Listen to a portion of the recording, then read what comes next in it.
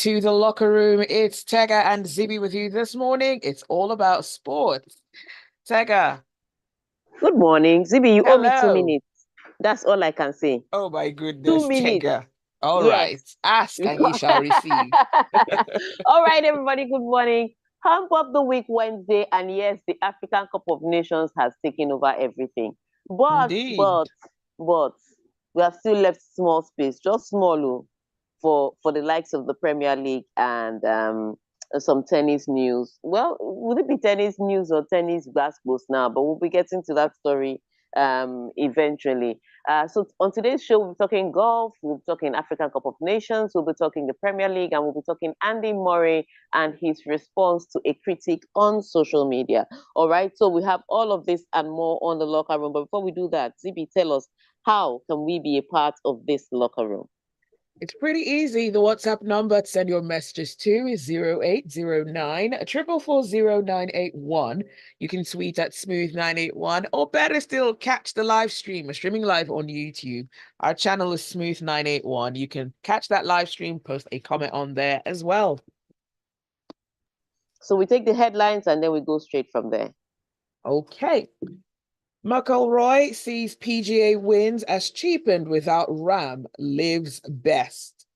Proud Bruise hails special win over Morocco. Senegal's Diatta labels African football buddy corrupt after AFCON exit. Oops. Arsenal win at Forest to close gap on Premier League leaders. Chelsea focused on 3 points, not Klopp's farewell party at Anfield. Guardiola still loving a dream Man City job as Haaland returns. Andy Murray, three-time Grand Slam champion, says he is in a terrible moment but won't quit. Newcastle defender Fabian Schär now has scored 12 goals in 147 Premier League appearances. Well, that's 12 more than Joe Gomez of Liverpool, but that's story for another day. All right, let's start from PGA Tour because the drums are getting closer for McIlroy. All right. Rory. Now, he says PGA Tour triumphs at venues such as Pebble Beach and Riviera will be devalued in the absence of two-time major winner John Rahm and other star players following their defection to LIV Golf. All right, so when people were deflecting from the start, Phil Mickelson, the likes, he didn't say that he kept saying that PGA Tour was still the prime or premier golf tournament to be a part of. He kept saying that that was the tradition, that was the culture, and because of that, they'll always have the edge, yada yada yada, blah blah blah. But ever since he woke up one morning and received an email that the PGA Tour went behind his back to go and sit down with LIV. He's been a little desensitized and disillusioned. So he's this response. I think this response is a backlash to two things. So after Ram defected to LIV Golf, LIV Golf now made a major announcement some days later that they had signed a major deal with a Spanish TV rights broadcast deal. So Movistar have signed with LIV till I think 2025. 2025? What year is this? 2025 or 2027? And that's such a huge one because now they have their own TV. And what makes it any sport interesting is that you have eyes on you. So they are on TV now. And it's a pretty great deal and it's a pretty large network. And so this may have been a response to that and also the fact that maybe it's time for him to defect. But I think the only thing that is keeping McIlroy here is the fact that he had put his principles on the line for PGA Tour. I mean, think about it. He was offered good money. $400 million is not beans. And he rejected it, only for PGA Tour to now stab him in the back. So I think not he sounded because first of all he said, oh, I think it's inevitable that new changes will come into golf that maybe PGA Tour and LIV Golf should discuss. Now he's saying that players leaving PGA Tour to join LIV is devaluing the PGA Tour. Before you know it, you wake up one morning and you see him there. You know, his leg has started going to the party small, Money, small. money, money, money. And this one will not even be money because he rejected money initially. This one is just hurt.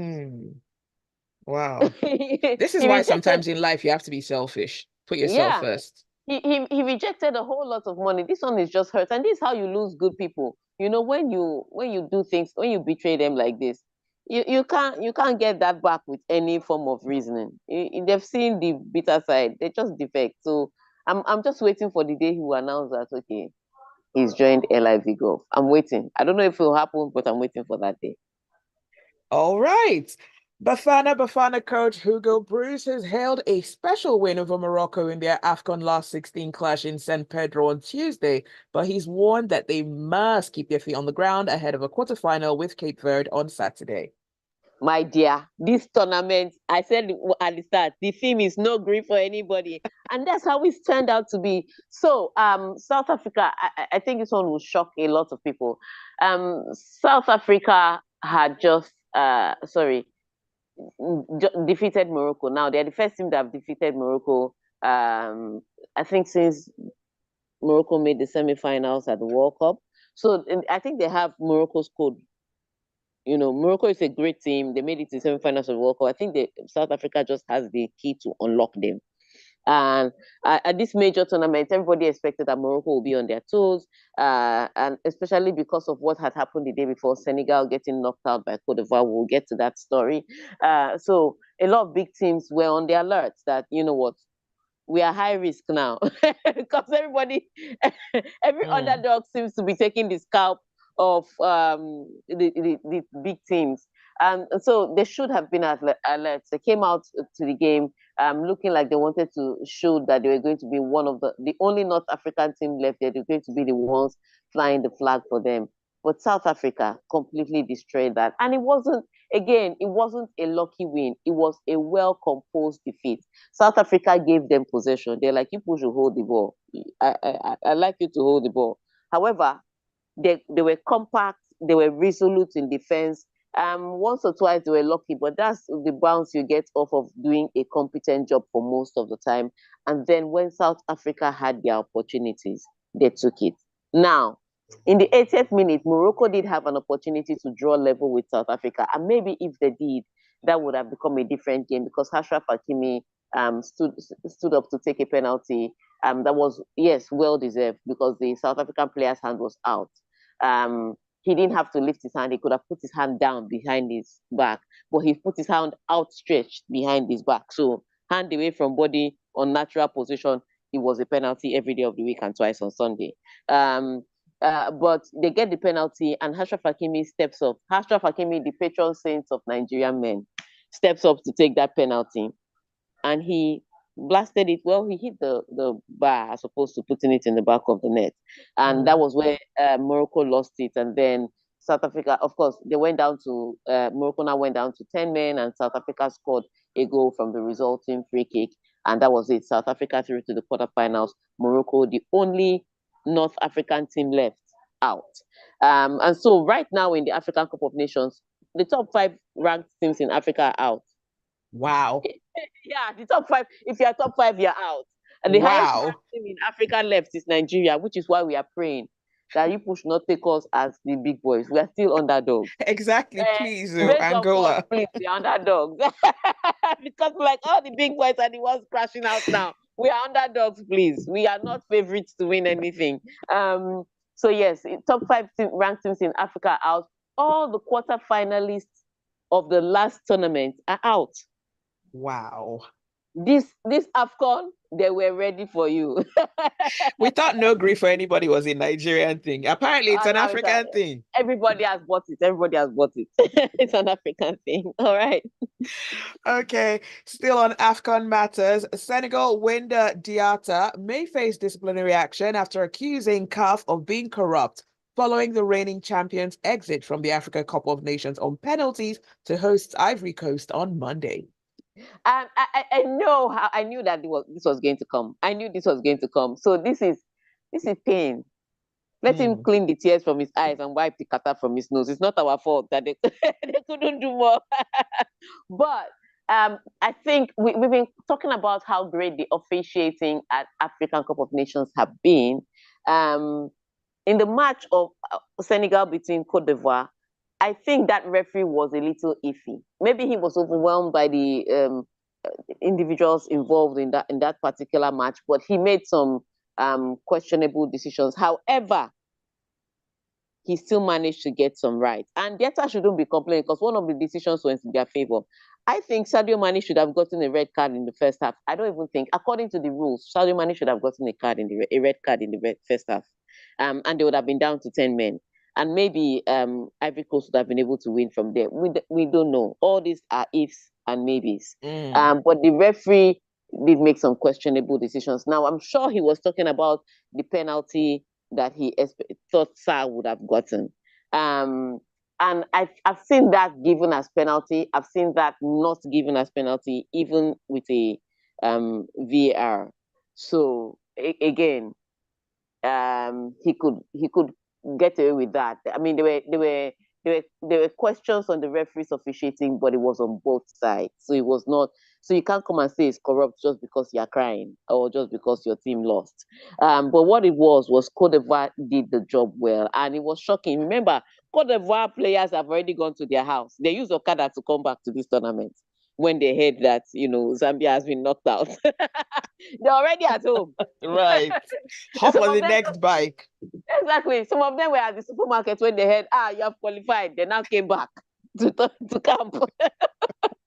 So trust me, they were literally on their way out, and then they faced the best team in Africa. And I remember saying on Monday that, you know what, that Cote d'Ivoire could pull off a surprise, contain Senegal and then take it to penalties. But I really didn't see any way that Cote d'Ivoire will not lose to Senegal.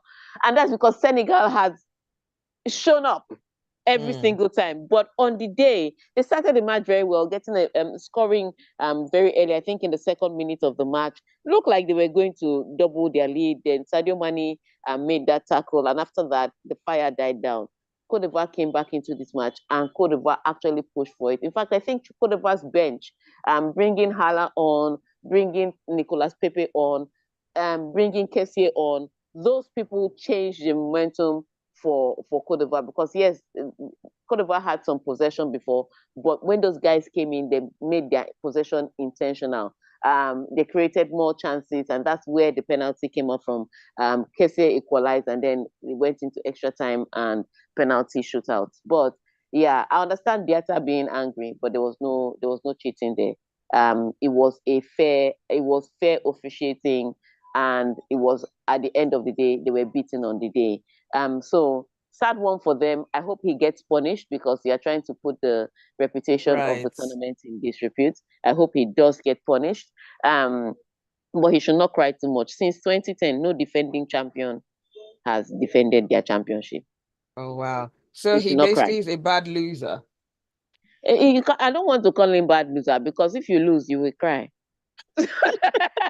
No, you know when you don't win and you have to blame everyone else or someone else. I can see me. I can even forgive that. That means you're passionate. It's paining you. You really wanted to win. That means you're passionate about it. I can forgive that.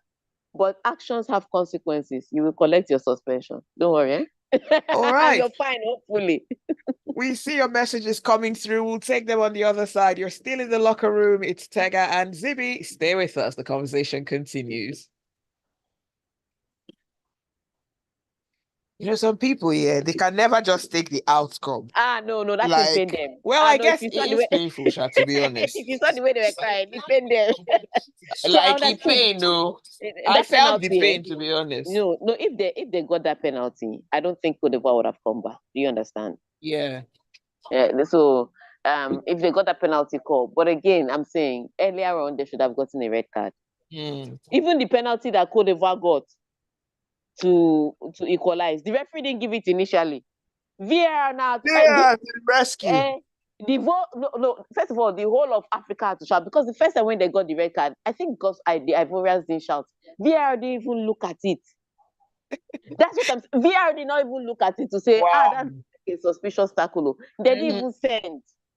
So if I think if the Ivorian players were just shouting at the referee, so VAR had to look at it, and they are the host country. Come on, if people They want to have sleep some well at special night, privilege. you better check that thing because you If cannot have not, two wrong VAR decisions, two wrong critical VAR decisions. oh And so I my understand where he's coming from on the penalty that wasn't given to his team, but days. ultimately it was fair. It wasn't biased. It wasn't cheating. It was Yeah. at best incompetence. This is the one now that Igbo people do a sing and dance about it too. Ah, They tried. oh, They tried on Twitter. They came out and said, "Oh, imagine. Afcon referee get." I was just like, "You Ah, EPL referee. People have been waiting since for one decision to go one wrong. exactly. Just one in all these Oh matches, my and he days. failed. So But it was a predictable. good match. It He was a good was. match. All Meanwhile, right, where's we're my going hair? on. We're going on. Okay.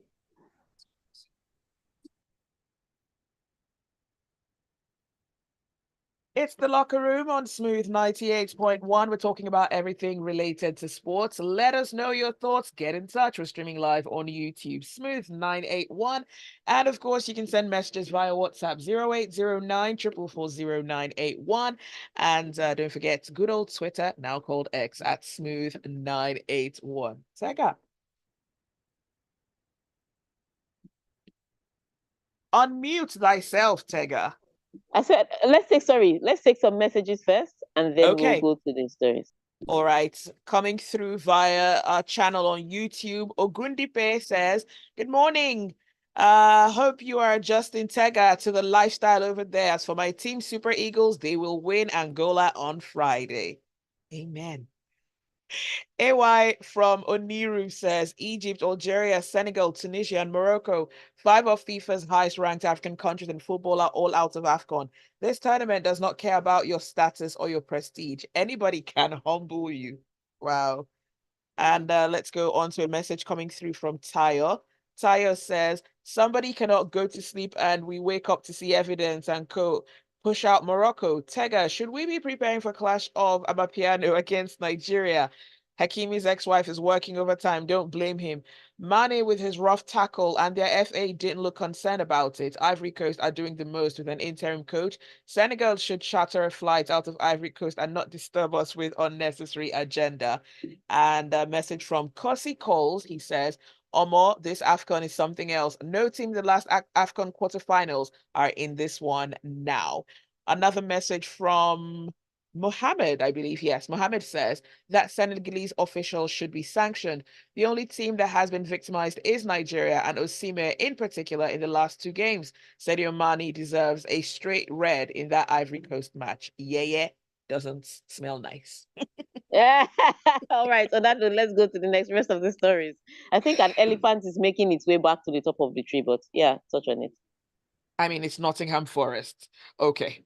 Arsenal ended a barren run on the road as goals from Gabriel Jesus and Bukayo Saka beat Nottingham Forest 2-1 to close to within 2 points of Liverpool at the top of the Premier League on Tuesday.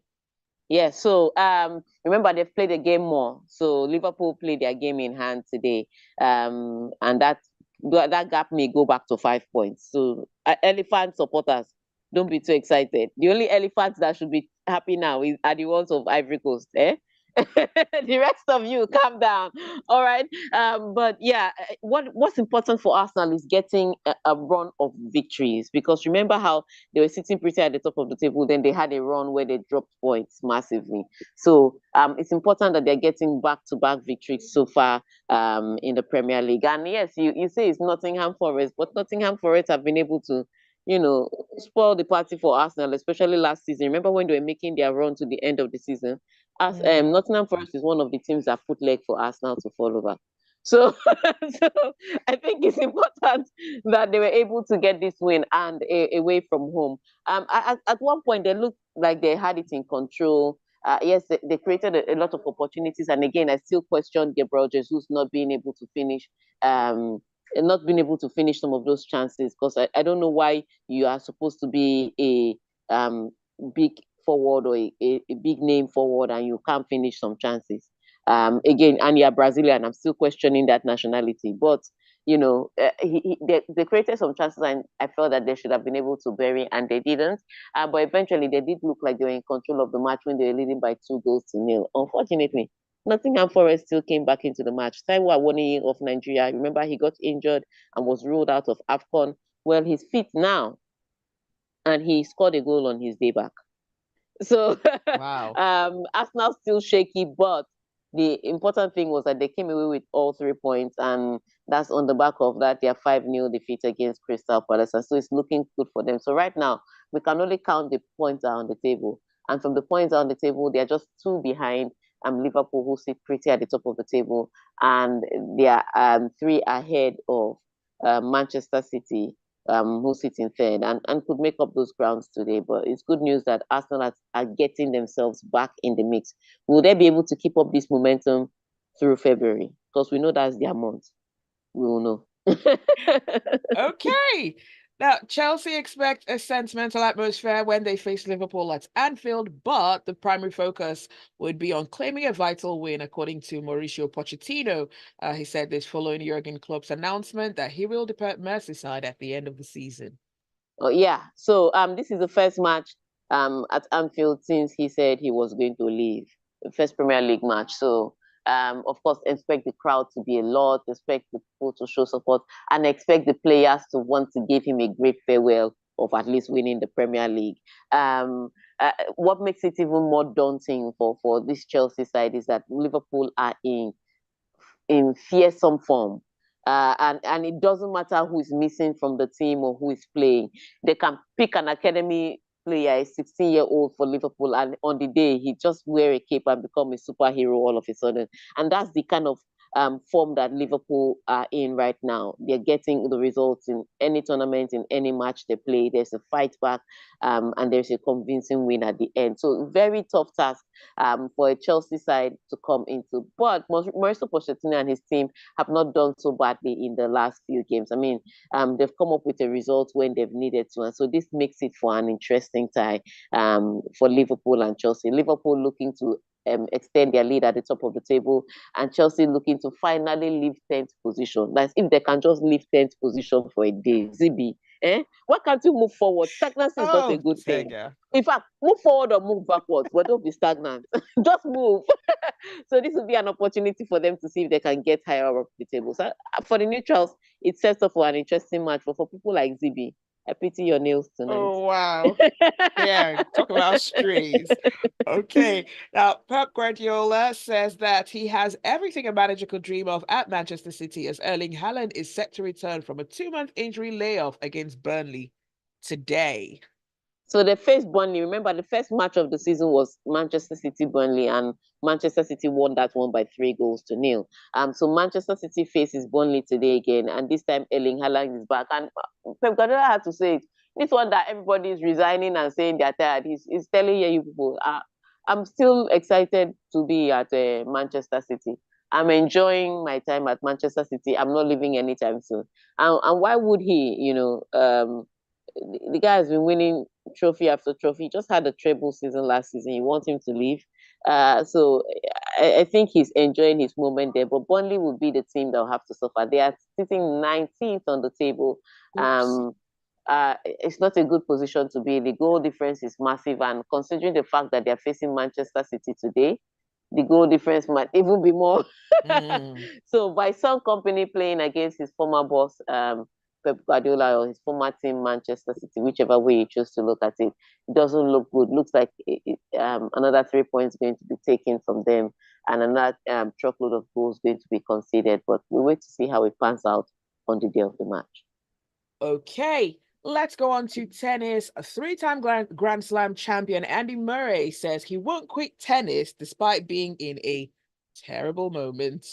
All right. So this happened on what people now call X, Twitter.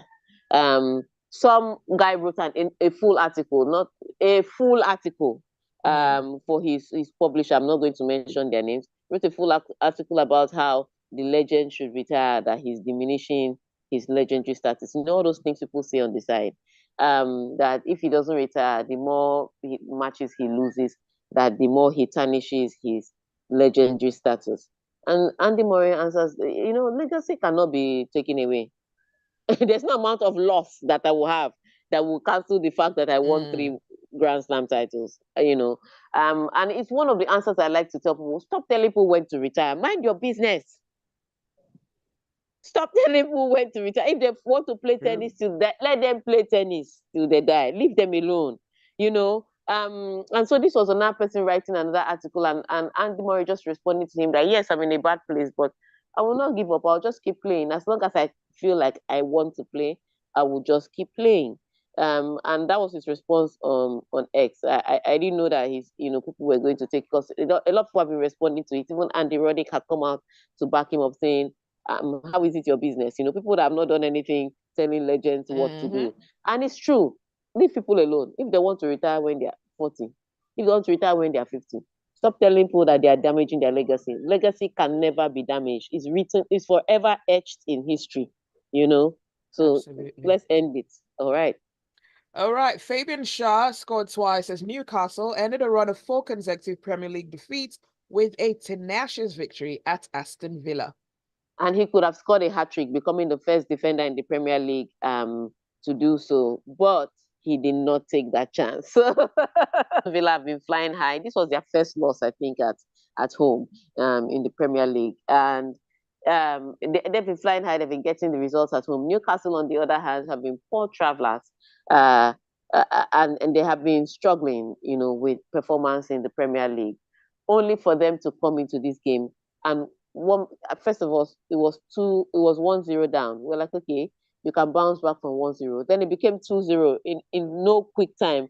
Everybody was like, what's happening to Aston Villa? And it kind of went downhill from there. So not a good day by Aston Villa. They did command some possession. They did create 1 or 2 chances, but they just never looked like putting Newcastle under pressure. So I would say brilliant performance by Shah and brilliant performance by Newcastle. And finally, Eddie Howe can breathe a little, because the negative news around him and his team was getting a little too much. But this win has given them, something to brag about, or something to have a peace of mind about. Oh, At least the weekend. Oh, wow. So it's just a few. Why do you think Klopp is leaving? The relief period is so short a time. Can be only 24 hours sometimes. So wow. Let's see how it goes. Okay, we have some messages coming through. This one is from Ifedayo. Ifedayo says, I see Super Eagles going all the way to win this AFCON. Tega, any news on Toby and Musa concerning CAS? Nothing yet, too. I haven't heard anything yet. Okay. Tayo says, indeed, Ivory Coast is the only elephant on the table. Arsenal is the elephant in the room. Wow. I hope Burnley don't suffer too much in the hand of Haaland, Chelsea, and 10. I'm not reading that message, Tayo. You must read it, too. Read it. Read okay. it. Chelsea and 10 is truly the definition of 5 and 6, or in this case, 10 and 10. Oh, wow. Tayo. And on that note, I want to say thank you for sending in your messages. Thank you for listening to us on air, for watching us on YouTube. And hopefully on Friday, yes, Friday, because Nigeria plays on Friday, we will have some cash to give out. All right. On that note, aspire to Maguire. Okay, thank you, Tega. Have a brilliant day ahead. Do stay with us. That's it for the locker room. There's a lot more to come in just about 14 minutes. It will be time for Lagos Talks right here.